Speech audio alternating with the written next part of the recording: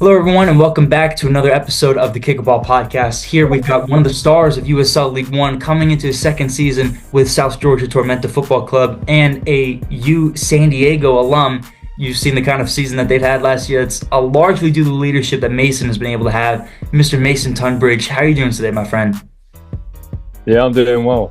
Thank you for having me on, and I'm looking forward to getting into it. Oh, perfect.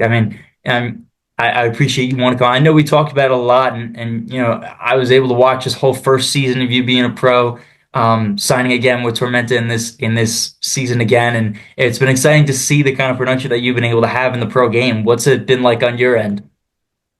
Yeah, it's definitely been an adjustment. It's very different to the college game for sure. But I mean, it's a constant learning experience. And coming into my second year, I've been able to take a lot of things from year one, try and plug them all together, and try and push on for this second year at the club. So I'm looking forward to it. Right. And, you talked about having the college, you coming from the college route, it's something that I always really like highlighting, at least, and that's something that's really what's been the foundation of kickball. But what can you tell me about the transition, at least? It's of course very different from, maybe the more technical sided, League One, as opposed to being more physical will get you further, at least in college. What was that transition like? Were there certain things that you had to adjust in your game? But what do you think? I think the especially as a forward, in college, you get away with being a lot more expansive, expressive, Mhm. and there's less concern about trying things that don't necessarily come off, or you may lose the ball. In the pro game at USL1, the stakes feel higher. They are a little bit higher. Right. Naturally, that's put on by the coaches. That's put on yourself as a player, by fans. So adapting to those stakes and realizing, that it's not a, it's not necessarily, there's no time to necessarily make silly mistakes. You can still make mistakes, and if we get into Tormenta later, we can talk about how it's a fun club to play for, and you have the opportunity to try things for sure. But I think the stakes just being that little bit higher, a little bit more intense, I think is the big change. Mhm. Um, and yeah, you results mean a lot more at this level, to more people. So I think that's the big change that you sort of have to adapt to. Mhm. But it's fun. It's fun playing for something. It's fun playing for higher stakes. I mean, that's why we all play the game. That's why athletes do what they do. Right. So And so I'm going to ask though too. We talked a little bit about before earlier. We'll get into your relationship with Sammy Kanan, who we've gotten to interview at least on the pod, but also Luca. I've talked to as well. Oh, well, not me personally, but I've talked to Luca at least a little bit about just the club and your impact on it. And from what I've heard and from what I'm hearing from you right now, that the transition to the games meaning more wasn't so much of a hurdle really for you. You've always been one that's taken advantage of these matches, leading up to that pro contract. And once you're at that level, that's not something that you're taking for granted. Correct me if I'm wrong, but it doesn't seem like it was a mental block so much for you to adjust to the intensity and the level that League One would demand from you. yeah, I think that comes from a few things. I think the environment that was created during my college career at San Diego, Mm. we worked hard to harness an environment where every game does matter. We had a coaching staff that implemented that, and we had a group of lads that implemented that, and a group of lads that followed that. I also think it comes down to upbringing. I grew up in London, playing football in Europe. I think where I was playing in men's football from a very young age, and it's that same sort of feeling of things are on the line, and not to make it sound dramatic, but almost livelihoods on the line. Right. And I think when you get that instilled in you from a young age, no matter where you go and play, you take that anywhere. And I think, I took that to San Diego. I felt that at San Diego. Sometimes probably the teammates thought I would be too intense with it, but I think that's just my character. And Right. I think on the whole, everyone bought into it. We had a lot of good leaders, a lot of good guys that that sort of followed that same upbringing, that same style. And yeah, I think that's what led to that group at San Diego being great, and me being able to adjust into this so easily. Yeah, no, fascinating. And yeah, I want to get into this this heart of where your journey really starts. I have a bunch of questions that I have, lined up for you that I'll throw in, accordingly. But I want to hear your story front to back, where, your football upbringing comes from. Let's say until your welcome to America moment when you first started playing college ball here. I want to hear every detail, however long or short it may be. Right. So I was playing for my local team. I would have been 6. There wasn't any teams available for that age group at the time, so I played up a few years.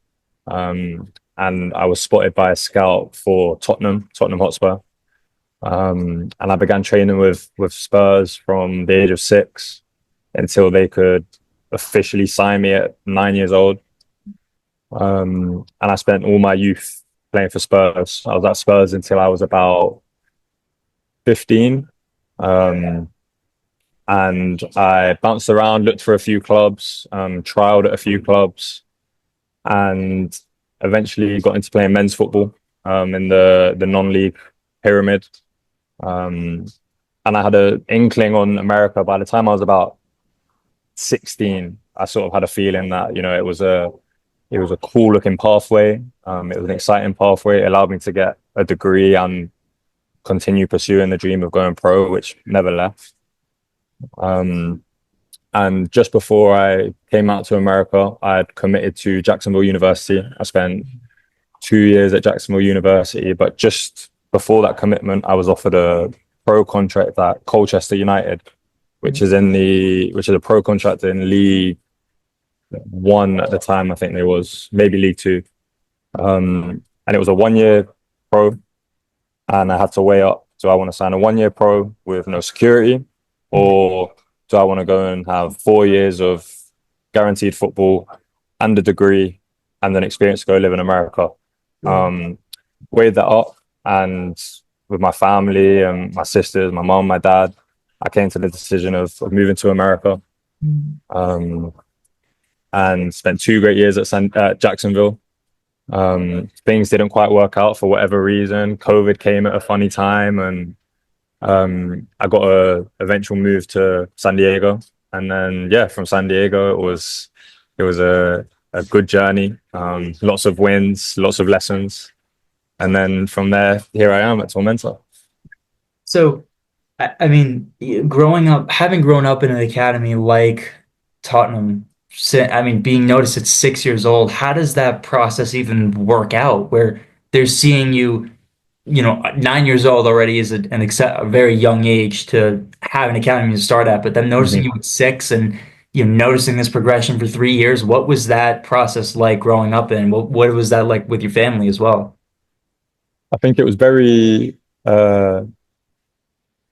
it was definitely taxing on the family in the sense of I got 2 older sisters. Um, and from the age of 6, you're in training 3 days a week. Your social life as a young child, and I can say this now looking back in retrospect, but in the time, you don't know it, you don't feel it, you just want to play football. But I think you miss on the social aspect of life because you are being trained every day on drills, on footwork, on technique from such a young age. Um, and I always go back to the story of when they scouted me.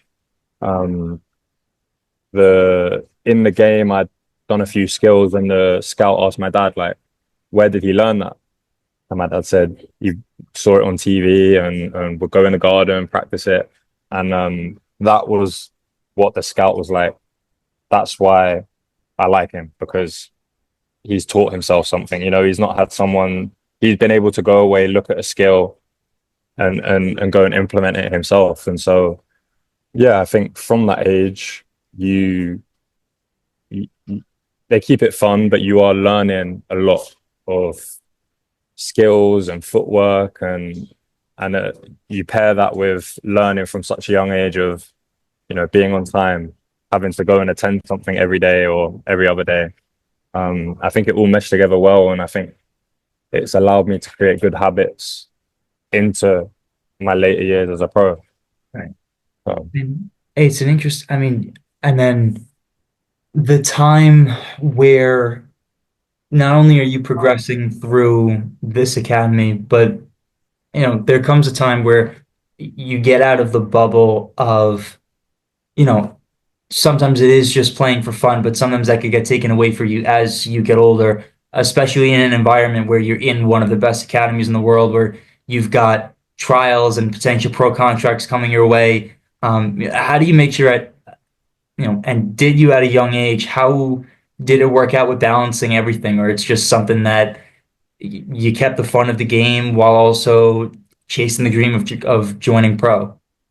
I think I'd have to dedicate a lot of that to my mom and dad. I think my mom and dad were very good with allowing me to not lose my child tendencies.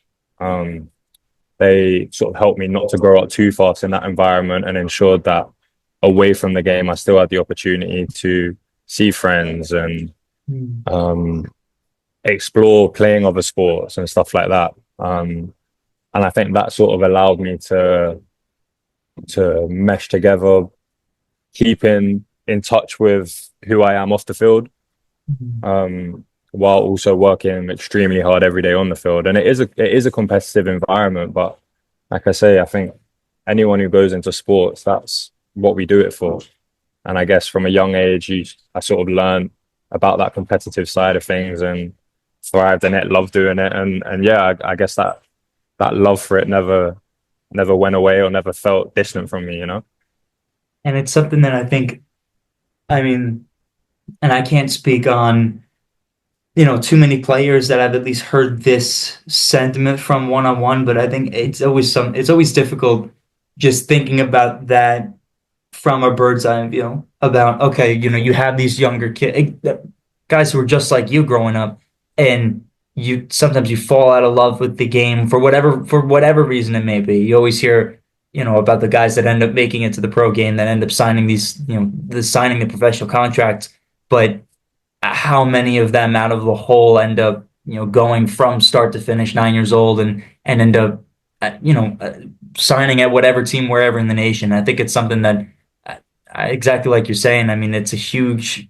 point from your parents to allow you to also have that life outside of football and making sure that you could develop on your own. Do you still see the personal growth to this day? I mean, how do you continue to grow personally outside of football?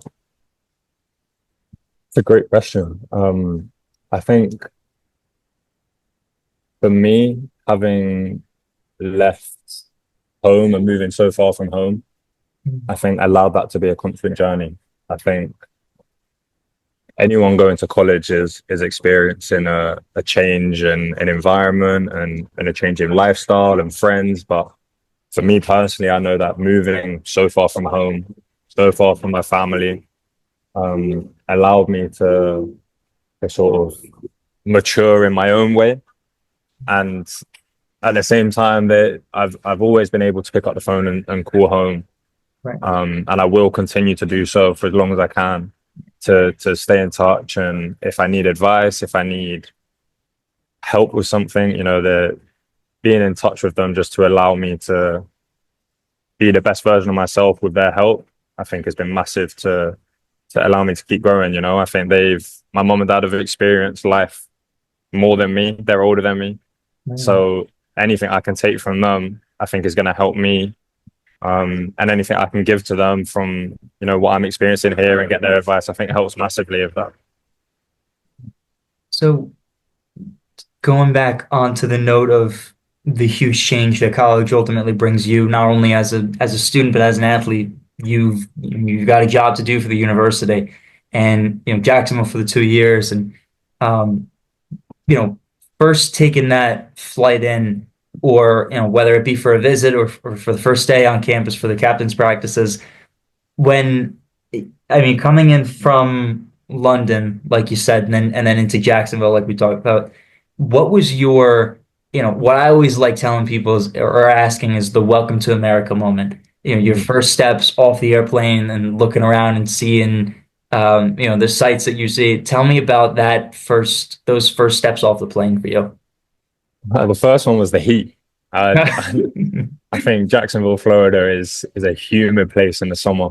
Right. Um, so realizing quickly like I've got to run around in this heat, I think was a big first step. Um, but I think just seeing the having my eyes open to I remember the first sessions, the quality of the session, and I just remember thinking, this is good. Like there's quality here. Sort of I know that English people definitely have a uh, predetermination of what American soccer will be like before we come over here and see it. And I think I was guilty of thinking that when I come over here, this might be an easier pathway to go pro. Um, and you quickly learn it's not. You quickly learn that, I can comfortably say it took me 3 years of playing college soccer to grasp it, to get the game, to understand how it works out here, and to then allow myself to thrive in the best way possible. So I think yeah, the quality of the American boys on my team and the boys from all over the world on my team and the heat were the two big things.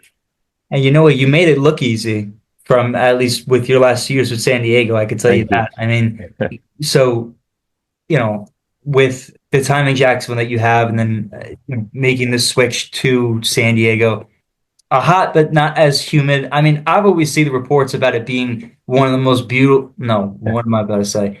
One of the most beautiful places to live in the U.S. I mean, tell me about first being in that environment, but also what the gelling with that team was like, and what some of those moments ended up being. You go in as one of the older guys, but still new to the club. What does that adjustment ultimately bring to you, and how do you find your place in this whole machine? Yeah, I can say it is beautiful. I think when I got there, I was in shock of the campus, the facilities, the location was just unbelievable. Um, so when I first got there, I was ready to hit the ground running. I was looking forward to it, and I felt like I was about to have a breakout season. And we played against CSUN in a preseason scrimmage, and it was my first game. I scored.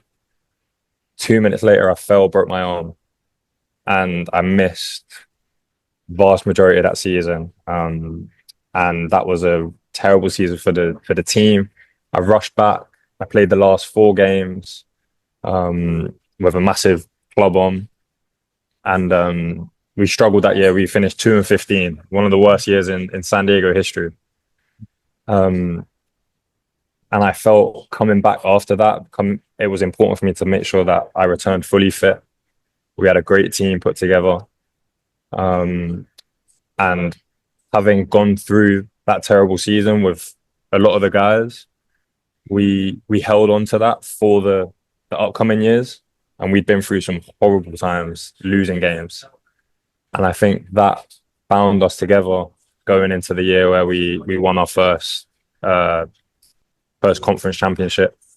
Um, and yeah, I think I could talk about my time at San Diego for hours because I there was some really bad downs, like breaking my arm, ruining my first season there. Um, and it being such a terrible season to then going on and winning back to backs, and the school is now thriving, winning a third. So it's unbelievable, really. No, I mean, and then the shift of I mean, you lived through it about this 180 that this program has gone through with the WCC and how, I mean, people want to play for the University of San Diego men's soccer program. It's gotten to Mhm. that point in such a short, I mean, really 4 year span. Yeah. But one moment that I wanted to pick out though too, I mean, you talk about the injury that you sustained with your arm, but how do you get back to trusting yourself as a player again to be able to go 100%? And even in those last 4 matches, being able to make yourself effective, available, but then even after the season where maybe you didn't feel 100%, how do you, again, going back to the question, how do you go back to trusting yourself as a player, to being or to getting back to your full capacity? I think for one, it's the people around you. I think the staff were great. The coaching staff were great. The athletic training staff were great.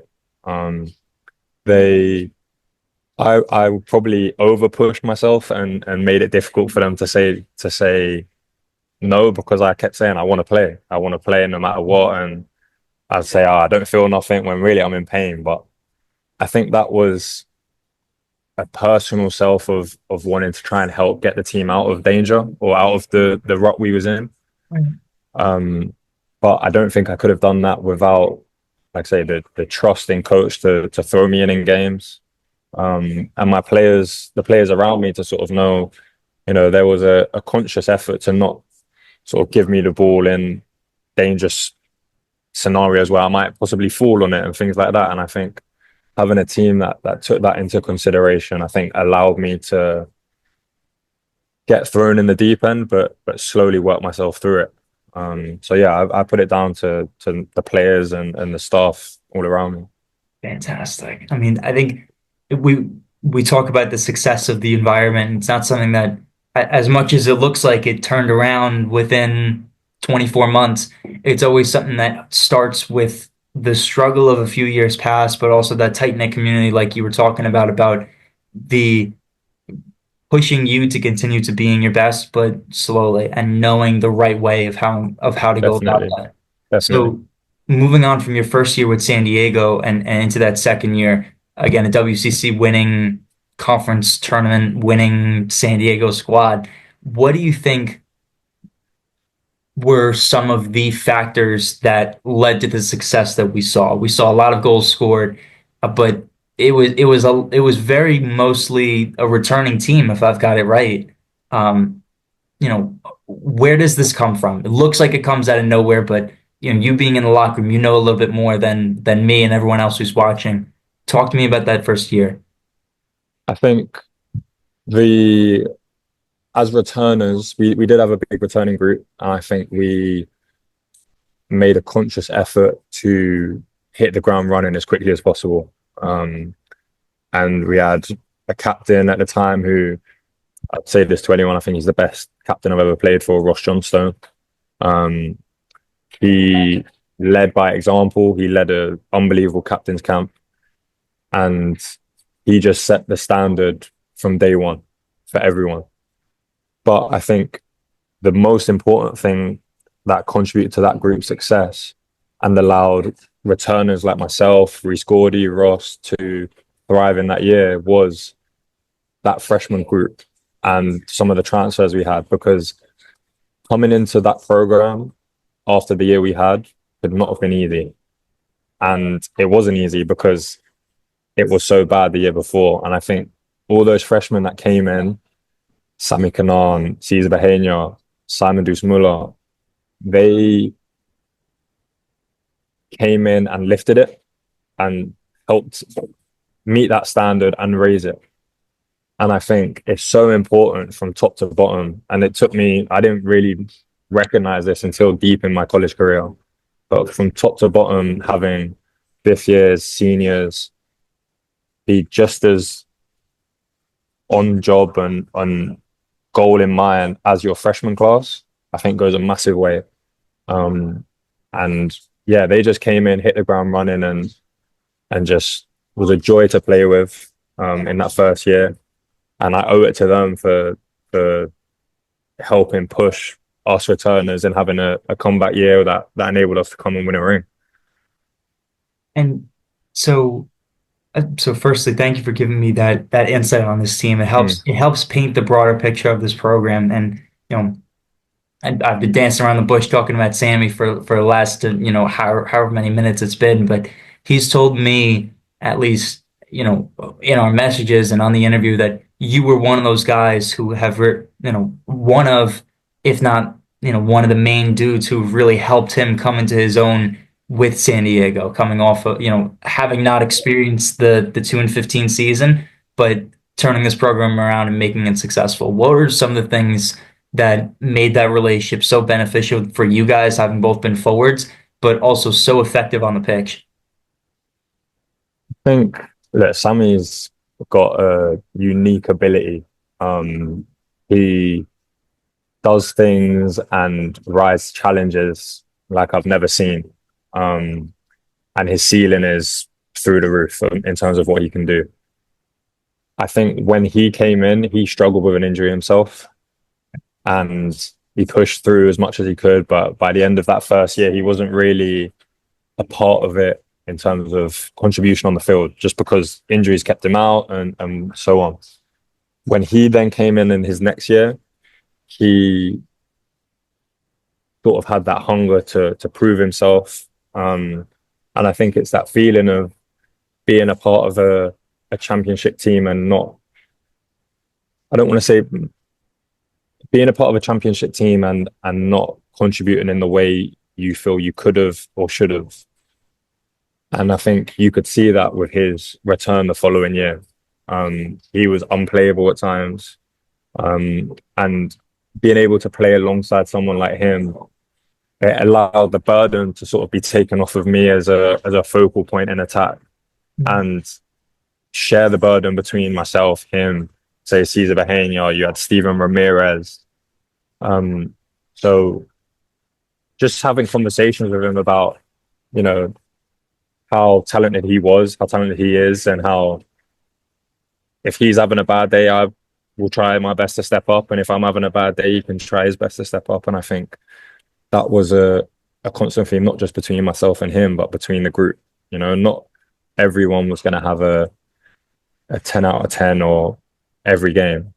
But if we could have most of the team, if not all of the team, having at least a 7 out of 10, it would send us a long way in through the games and through the season. So I think that's definitely something I held on to. And like I say, I loved playing with him. I think he's a great guy, great kid, and he's got a great future ahead of him.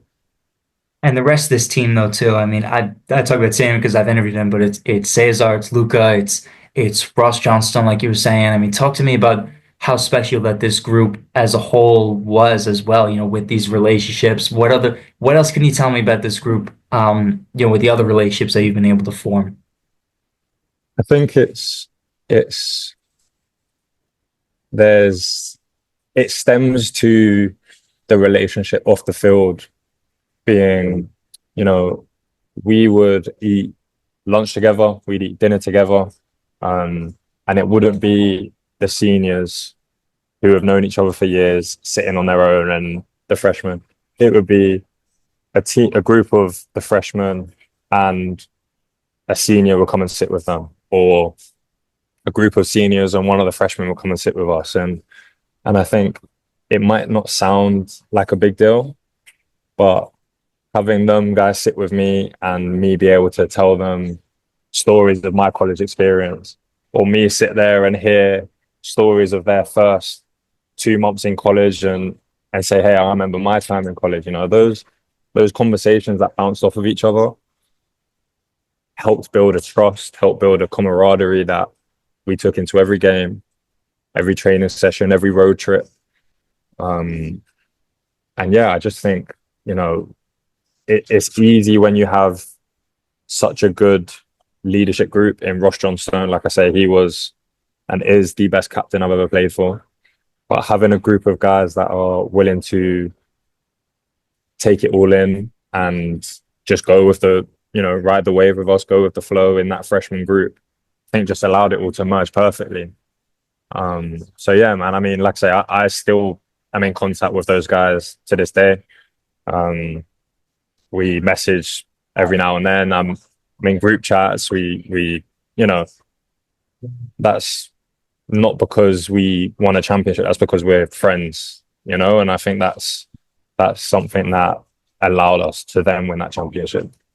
Huge. I mean, and it's an exclamation point on so many of these guys' San Diego careers. I mean, I know Ross is down at high, or he played the season at High Point. Sammy got drafted. He's returning as well. Cesar Bahena, Luca Fava, not too far off from getting drafted. If well, that's the conversation about the draft is something else, but whether it is ends up being the USL, the MLS. I mean, you got bona fide professional players all across that team. Um, and I asked you a little bit about this like way, way, way back, but you mentioned having or being able to talk about your San Diego experience for hours. And I asked you a little bit before about, what were your favorite moments, at least over these past few years. And I'm sure there's a lot of them, but anything that ends up coming to mind, whether it ends up being the tournament or one specific game. I mean, I know you've had a lot of braces in your college career, and to a point where I couldn't pick just one to bring up and talk about without it feeling like there was something behind it. But what are some of the performances, the matches, or events over the last 3 years with San Diego, if anything comes to mind that really, really hit home for you, of things that you won't forget? Um, so I think there's a few games. I'll touch on two of them. One of them was a game against CSUN again. We lost the game, which is weird to say that that's the game I'm going to focus on. But three of my best friends I grew up with in London had flown out to come and visit me, and my mom and dad were there. Um, and it was the first game of or one of the first games of the season of my final year.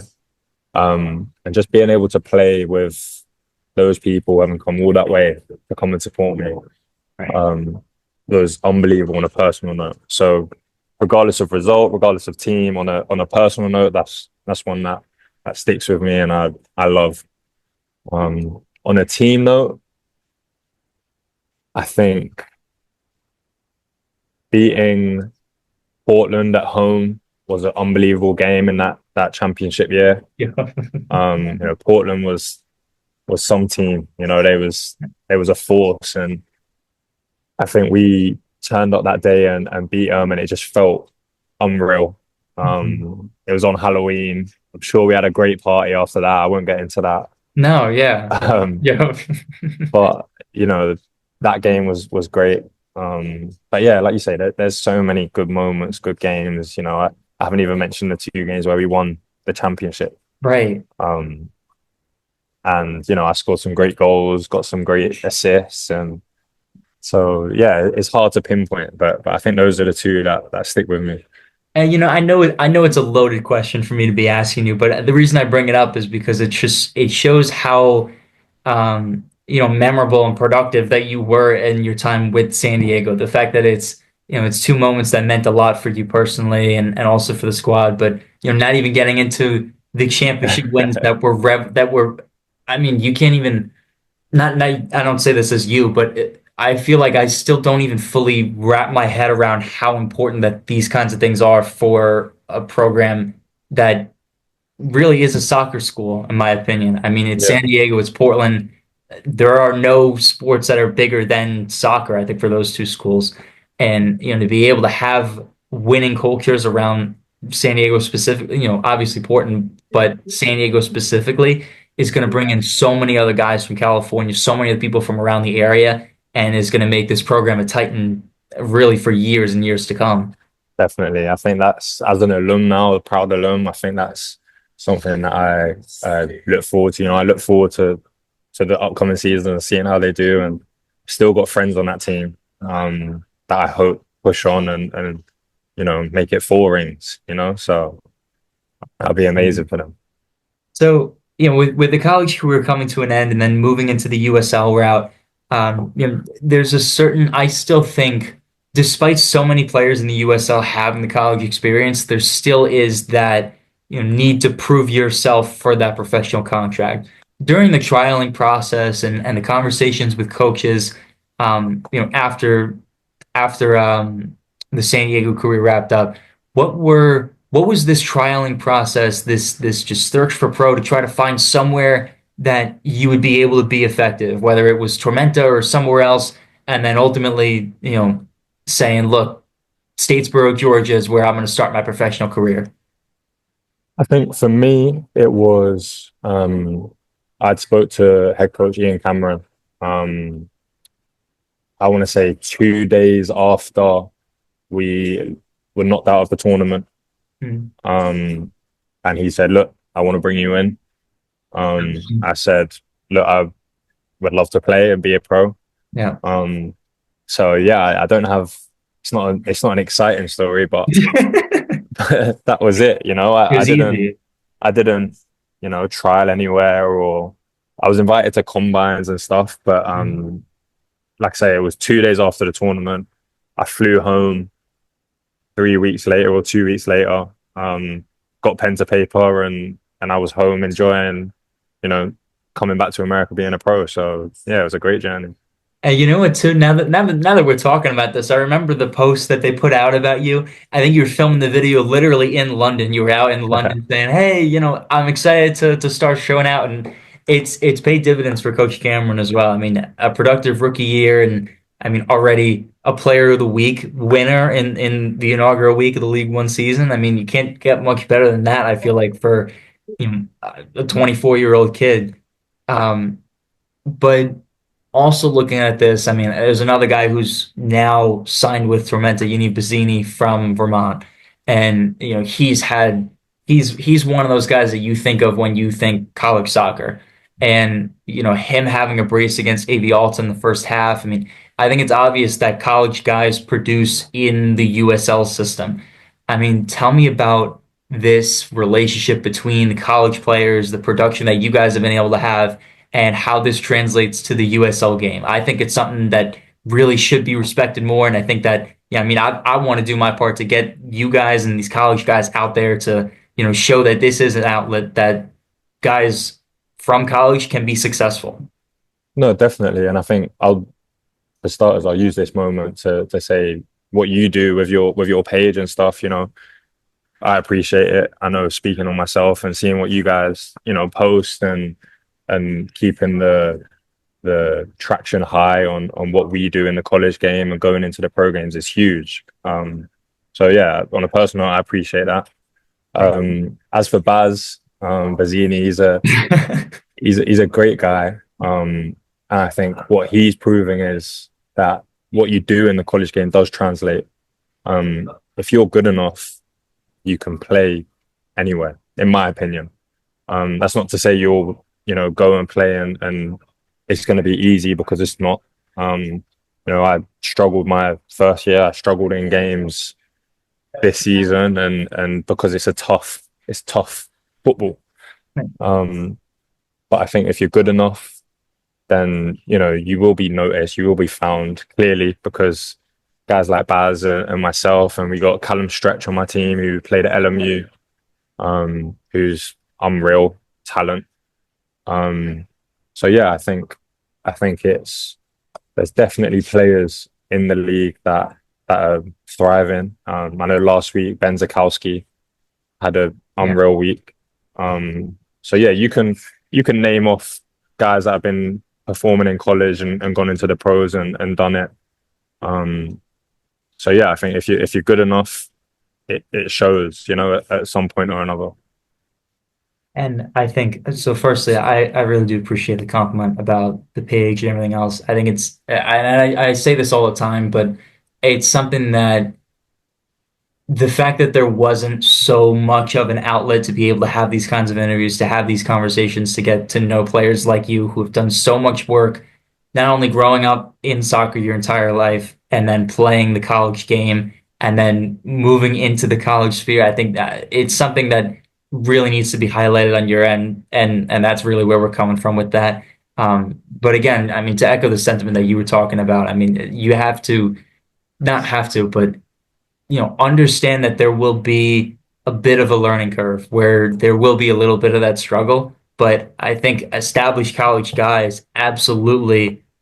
I mean, like you were saying, I'm talking, look, folks, I'm talking with a prime example of someone who produces in college and then is able to make that pro route, sign again with the same team. And I mean, if you know the contracts in League One, they can be all over the place where you're signing for a single year and go back to the negotiating table and figure out that kind of thing. But I think it's Statesboro, Georgia, with Tormenta FC is a club that absolutely sees this, and I think it's something that will ultimately catch on more and more as becomes more prevalent. Again, like I'm saying, 70% or 60, 70% of players have some sort of college experience in this Yeah. USL system. And those numbers don't lie, but I still do feel like that there's a bit of a stigma attached with it because of the college game, which I think is not something that really should be cared about too much. I think there's a lot of production there. Yeah, no, definitely. And so now with this 2025 season, how do you take what you learned in your rookie year and, maybe it's tweaking some certain things, building on your strengths and following through this momentum in with the 2025 season, continuing to be productive and continuing to put your best self on the pitch every match? I think just being able to be consistent, consistently available. Um, I will say the biggest jump away from the football and all of that is the duration of the season. The college season is too short, in my opinion. I agree. But however long you have to play for, that's what that is. But the pro game, we started last week and we run till October, late October, early November. Mhm. So being able to be consistently available through that period, I think is something that helps me, that I've taken and looked into, just being able to be the best version of myself health wise. Um, and also consistency and the role I'm playing. And Coach Cameron's so far given me an opportunity to play in the 10 role. Um, and there's requirements I've got to follow in terms of shape and defensive shape, but in that role, once I get on the ball, I've got a lot of freedom. So just being able to make the most of that role and that freedom and be able to keep playing in a position I love, I think it's gonna be massive for me this season. Agree. And yeah, I mean, I think, and I like the idea. Sometimes you end up seeing wingers not being able to translate their same position into, and I keep talking about the transition of college to pro, but it's, you don't always see a winger that's able to make the jump right away. Sometimes it ends up being center attacking mid or center midfielder, or you move Mm. into the midfield being that wing. What do you think has made you successful in the wing end? I think at least I could propose a few things, but you take this wherever you can. I really like your speed, your pace that you're able to get onto that end line and being able to supply a ball into the box. It was something that I really, really did like about your college game, and something that I've seen, quite a bit. I've seen a bit of in the pro season as well. But what do you think has made you successful with the transition? I think just a upbringing of playing numerous roles. In when I first came to America in college, I played as a six. Um, when I moved to San Diego, I was a 10. And by my last year, I was sort of thankfully given a free role to do what I want and go where I want. Right. Um, and so coming to the pro game, sort of reining that into one role, one position, with the knowledge of all the other roles that I've done in my career, I think is what's allowing me to push on. And like you say, you bring in guys like Bazzini, as someone who wants to pass the ball and give the ball to people, having someone like him up front makes your job that much easier, So Right. yeah, I think it's yeah, I just think being able to adapt everywhere and get an understanding of everything is what's helping me. So that's an interesting topic that you bring up, though, too, the transition of going from a six to a 10. How did that conversation end up getting even brought up? That's not something that I come to right away. I think it was tough because I want to get on the ball. I want to be on the ball, and Right. I back myself to be on the ball wherever possible, under pressure. And I would play in the six because I would want to get on the ball and try and build the attacks. Mhm. But then I would build the attacks, but me wanting to be on the ball became better suited, especially in the college game, to being on the ball higher up and being dangerous on the ball in and around goal. So that's where that big jump came from. And then at San Diego, the tactics Coach Quinn set out, and the team helped allow me to do was defended really well with a great defensive unit, and made us go and stand somewhere or find somewhere where we can get you the ball. And then from there, the reins were off for me to experiment and try and do things. And if that meant I picked up the ball up front, on the wing, on the edge of the box, that's that having a freedom to use my skill set across any position has allowed me to do it. Yeah. And so you're still able, you have this set position that you're able to play, but you still have this creativity to, do what you want, but also most efficiently for the squad to be able to move that ball up, to be able to bring, those passes out to your nine. I think it's something that is definitely, it explains, it will come to explain a lot of the success that you'll end up having in seasons to come in whatever league it ends up being. Yeah. No, definitely. I appreciate that. Of course. So, Mason, I mean, I've asked all the questions that I've wanted to. I, want to leave it off as if there's anything that you want to bring out, any thoughts on what 2025 South Georgia Tormenta Football Club could bring to us who watch, us with the team, those in Statesboro, Georgia, or what we can expect from you. Any last words? No, I think as for the team, we got a good mix of a blend of good young players and some really good experience. And yeah, we just, I think we'll bring a exciting brand of football. And hopefully, go as deep into the season and the playoffs as possible. So I'm looking forward to it. And yeah. Yeah, with like 5 new expansion teams, it's going to get a little more, okay, crowded in the playoff positioning. But I mean, South Georgia Torment is one of those historic clubs in League One. And, I'm expecting a great season from 25 and yourself. Mason, thank you so much for wanting to come on. You got a supporter in me and kick a ball the rest of the way, and you could bet on that 100%. We'll talk soon, brother. Appreciate it, man. Thank you. Of course.